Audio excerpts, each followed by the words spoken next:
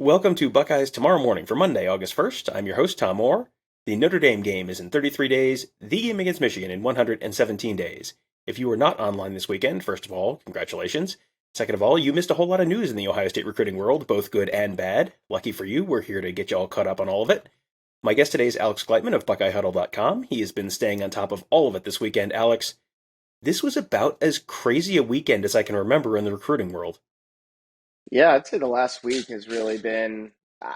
I personally, I've been doing this since 2008, and I would say this has maybe been the most crazy week.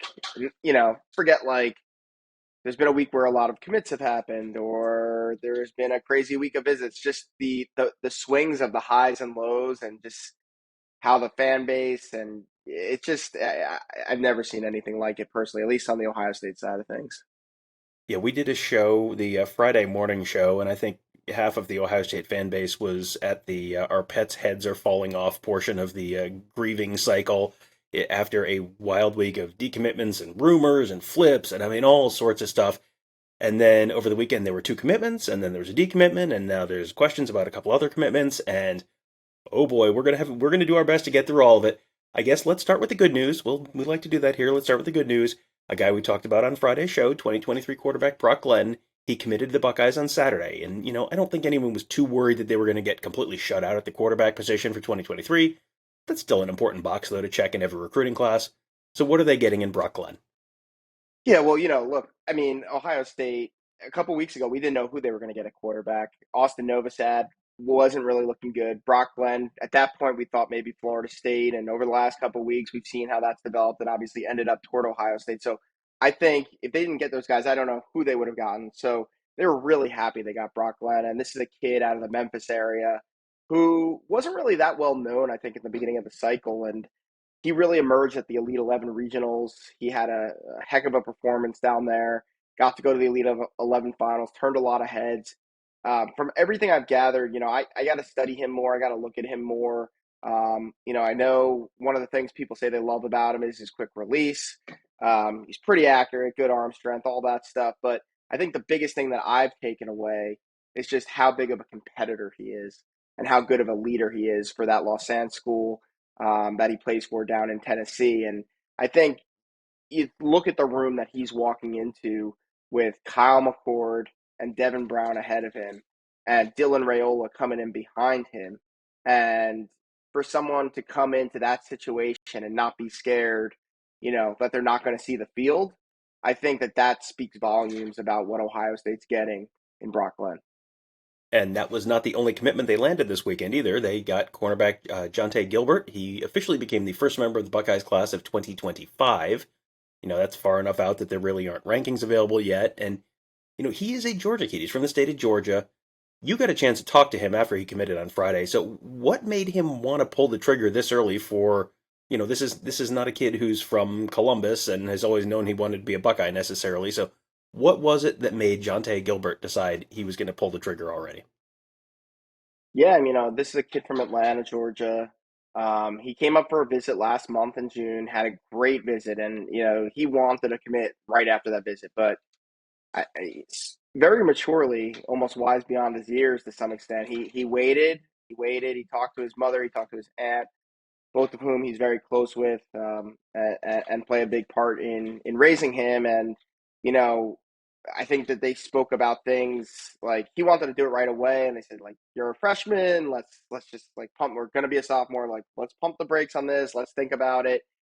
Come back to it like a month later," and they did, and he still felt the same way. And he had a conversation with Tim Walton, who's a Georgia native, originally from the state of Georgia. He knows Miguel Patrick, who Ohio State brought on as a kind of a support staffer.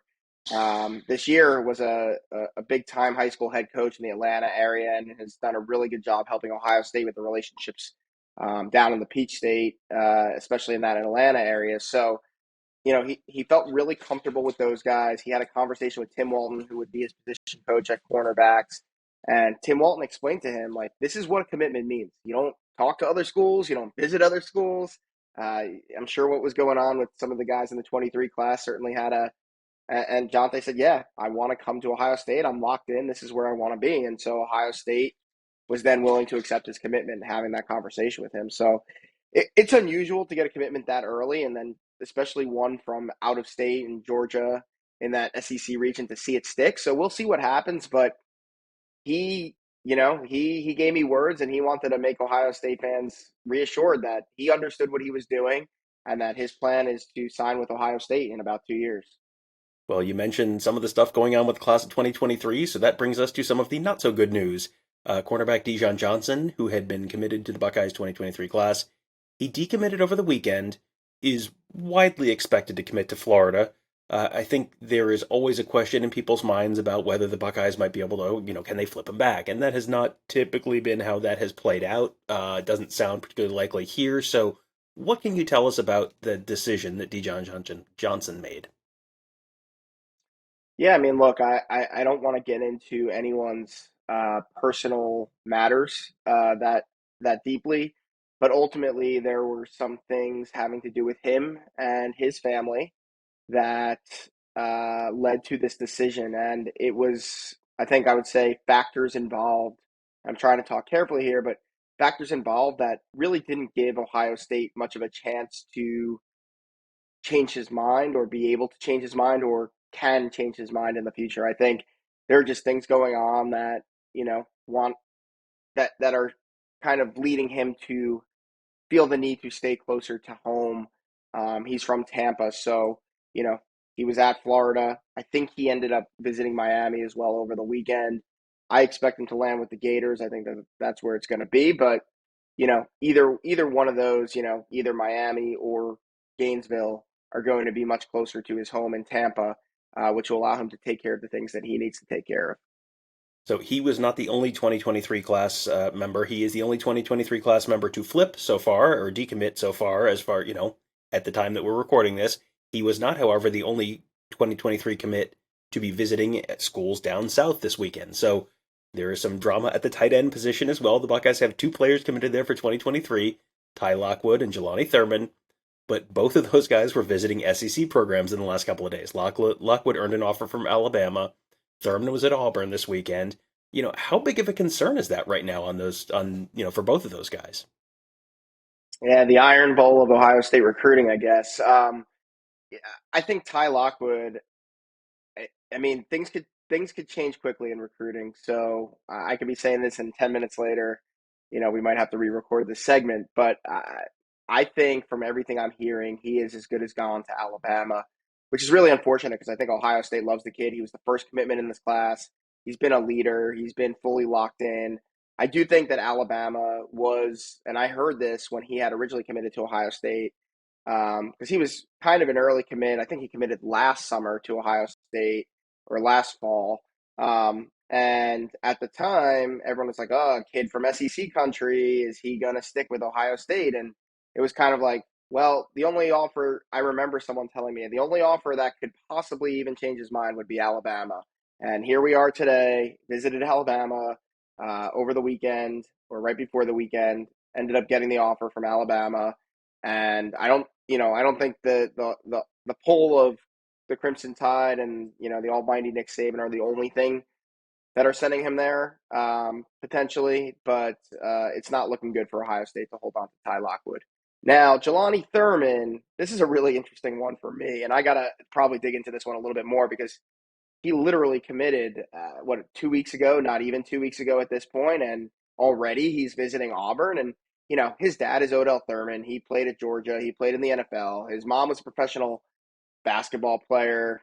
They know how this thing goes, and I'm not saying it's shocking that he would take a visit to Auburn at all, but it's, to me, shocking that he would take a visit to Auburn literally 2 weeks just after he committed. If he did it for a game in the fall, in October, November, something like that, I can see that. I can understand that to some extent. But to do it just 2 weeks after committing, and then, also on top of that, it was Ohio State or Michigan State. Auburn wasn't really even the consideration set. Like, Ohio State wasn't even worried about Auburn. It was Michigan State, number one concern, Alabama, number two concern for them, and then Auburn, number three concern. So this is just really interesting. But the people I talked to inside the Woody Hayes Athletic Center are definitely more concerned about Ty Lockwood flipping at this point than Jelani Thurman. And maybe, I hate to say it, but maybe Ty Lockwood flipping to Alabama helps keep Jelani Thurman in the class. I don't know if either of those guys, I know that what they're both saying publicly, and they both knew, like Jelani Thurman obviously knew he was walking into a two tight end class. I think Ty Lockwood knew that Ohio State wanted two tight ends to start the cycle, but I think if either of you got either of them behind closed doors, they'd probably say, we'd like to be the only tight end in the class if it was up to us. So maybe this helps, maybe if one of them left, it would help keep the other one to some extent. So we'll see how it goes. But I do think right now the most likely scenario is Ty Lockwood goes to Alabama, Jelani Thurman stays locked in with Ohio State. All right, so there's a little bit of a hopeful note there, and what was a real roller coaster of emotion on this morning show. We're going to end on another little bit of an up note. Jayden Bonsu, 2023 safety. There was some news on him as well this weekend. Let people know what's going on with him.